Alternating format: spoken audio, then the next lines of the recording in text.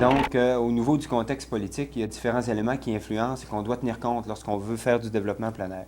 On parle entre autres du livre blanc du ministère des Loisirs, Chasse et Pêche, qui dit dans ses grandes lignes que le citoyen est la cible de toute la politique et que c'est sur lui qu'on doit essayer de donner le plus de services possible. Et l'organisme qui est le plus près de lui pour lui en donner, c'est sa municipalité. Donc la municipalité doit être le point central de où part la planification du loisir du citoyen. Autre loi qui est importante, c'est la loi 125, la loi sur l'aménagement du territoire et l'urbanisme. Cette loi-là prévoit de planifier l'ensemble de l'utilisation du territoire du Québec et d'établir un zonage pour préciser quelle doit être l'utilisation prioritaire.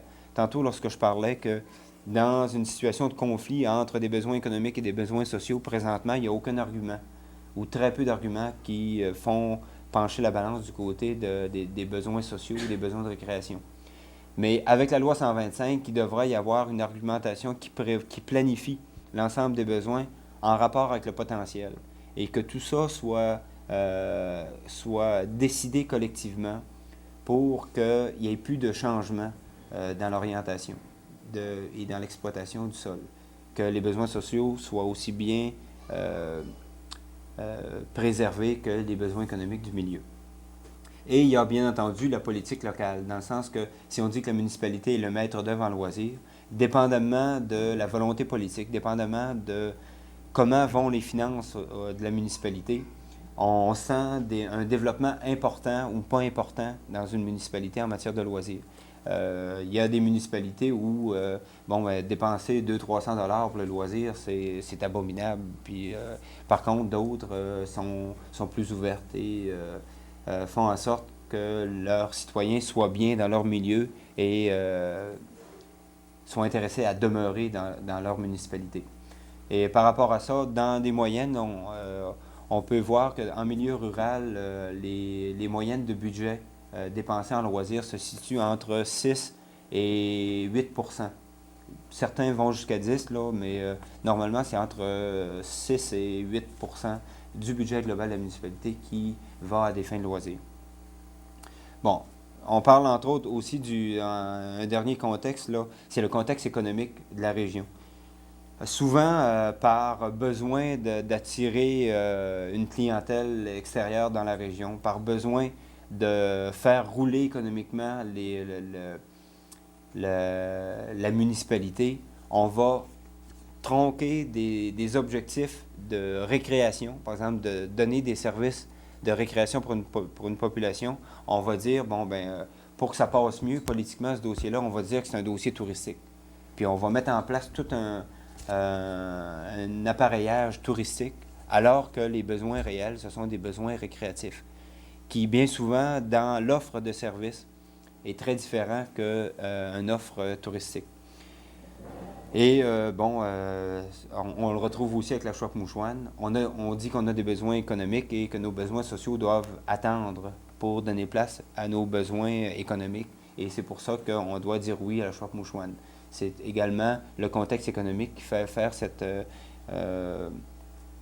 réflexion-là ou ce type de réflexion-là.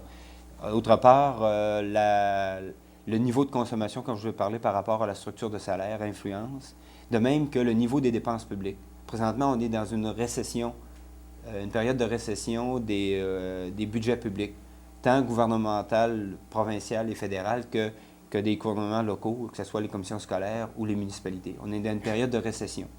Et lorsqu'on parle que bien souvent, la récréation, la municipalité est le maître d'œuvre, mais si le maître d'œuvre n'a plus d'argent, donc on subit des conséquences dans le développement du plein air. Et le contexte économique nous fait souvent oublier la rentabilité sociale que peuvent avoir des équipements en place. De faire en sorte que les gens soient mieux.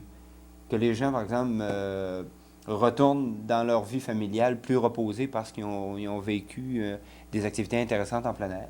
Qu'ils retournent dans leur milieu de travail plus reposés et plus en forme parce qu'ils ont vécu une bonne fin de semaine ou de bonnes vacances. Ça amène une meilleure rentabilité, mais ça, c'est pas tenu en compte. Donc, c'était l'analyse de la problématique de développement, là. Pour les propositions comme telles, je vais m'attarder sur peut-être deux, là. D'abord, un objectif général, c'est de rendre plus accessible le plein air à la population. Et ça, la population, c'est pas juste la population en général, c'est aussi une population spécifique. C'est les personnes âgées qui présentement n'ont pas d'offre de services de plein air. Ce sont les handicapés qui ne peuvent pas aller se promener dans les sentiers. Ce sont les personnes qui ont un revenu trop faible pour utiliser les services. Donc, rendre accessible le plein air à tout ce monde-là. Et la première proposition va dans le sens de protéger le plus possible et intégrer dans notre développement la protection du milieu naturel, pour maintenant puis pour plus tard. Et dans ce sens-là, la loi 125 est un outil intéressant qui n'a jamais existé et qui va exister pour longtemps. Et donc, on devra faire en sorte que dès la mise en place des municipalités régionales de comté et dès l'élaboration de leur schéma de développement, de faire en sorte que le plein air ait bien sa place et que les citoyens, pour leurs besoins récréatifs, soient bien représentés dans la discussion du schéma de développement. Parce que présentement, on pourrait aussi penser que la même discussion qu'on a eue tantôt pour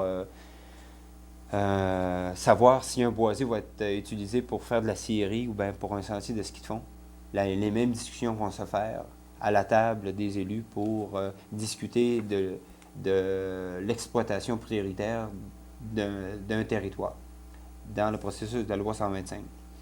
Et avant de peut-être développer de nouveaux équipements, d'investir des millions pour redévelopper des nouveaux équipements, on a déjà beaucoup d'équipements en place, que ce soit des équipements régionaux ou locaux. Il serait peut-être plus rentable de les consolider, je sais pas moi, rénover un peu nos chalets de ski de fond, parce que les chalets de ski de fond, on ne reste pas dedans parce qu'ils ne sont pas très, très intéressants.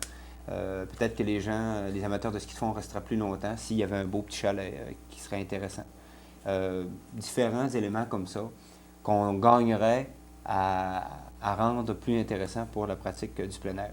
Et bien entendu, soutenir le plus possible les bénévoles qui sont irremplaçables dans le développement du plein air. Il n'y a jamais une structure de fonctionnaires qui pourra remplacer le travail qu'une armée de bénévoles peut faire.